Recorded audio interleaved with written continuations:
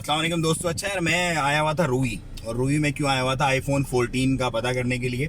तो जो इन्फॉर्मेशन मुझे मिली है, मैं आप लोगों को शेयर करता हूँ।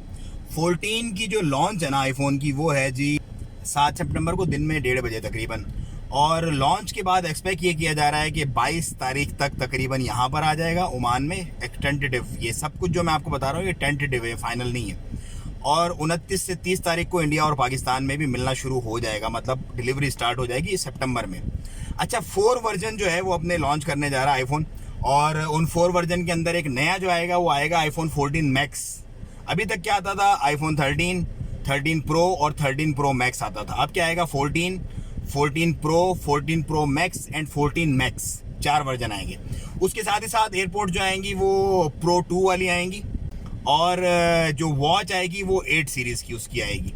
और उसकी टेंटेटिवली जो मार्केट प्राइस है, मतलब ये कंफर्म प्राइस नहीं है, मार्केट प्राइस जो कहा जा रहा है, जो रूमर्ड प्राइस जिसे कहते हैं, वो ये कहा जा रहा है कि 540 ओमानी रियाल के करीब वो आएगी। तो इंडिया और पाकिस्तान में फिर उस हिसाब से आप लगा लेंगे टैक्सेस वगैरह क्या मामला होता है। इंडिया में, पाकिस्तान में तो पीटीए और नॉन पीटीए का थोड़ा मसला है, वो वाला सेटिंग है।